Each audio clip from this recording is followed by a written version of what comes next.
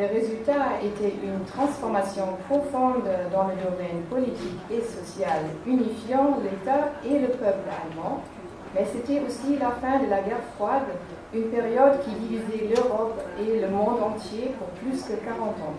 C'est un projet en fait, qui est mis en œuvre par le PNUD, le Programme des Nations Unies pour le développement et le Haut Commissariat aux droits de l'homme, et qui a été lancé tout récemment, en fait en août de l'année passée, en 2014, et qui est un projet de 3 ans. Alors ce projet, il a vraiment comme objectif de continuer des actions qu'on avait déjà entamées à partir de 2012, en appui au démarrage à l'époque du processus. Donc tout le travail qui a été fait en 2012-2013, c'était vraiment d'appuyer le dialogue et le processus d'élaboration de la loi, qui, comme vous le savez, a abouti en décembre 2013 avec l'adoption de la loi et qui, très concrètement, maintenant aboutit à la mise en place de l'instance de vérité dignité.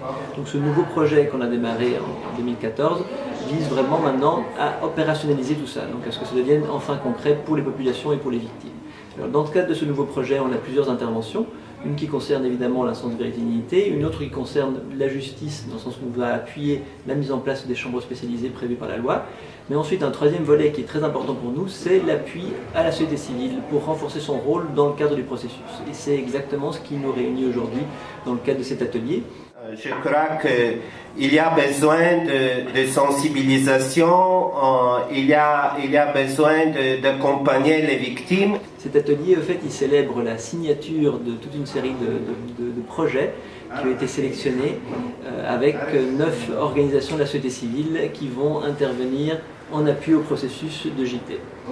Plus concrètement, en fait, pour nous, la société civile tunisienne a joué un rôle fondamental jusqu'à maintenant dans le processus de justice transitionnelle. C'est-à-dire qu'elle a été depuis le début, depuis le lendemain de la Révolution, le moteur qui a permis de faire avancer ce processus. Elle a été ensuite déterminante justement au cours de tout le processus de dialogue et tout le processus d'élaboration de la loi. Maintenant que cette loi est adoptée, maintenant qu'une instance existe, elle a un rôle fondamental à jouer pour essayer de rapprocher cette instance et les autres mécanismes étatiques des populations et des victimes.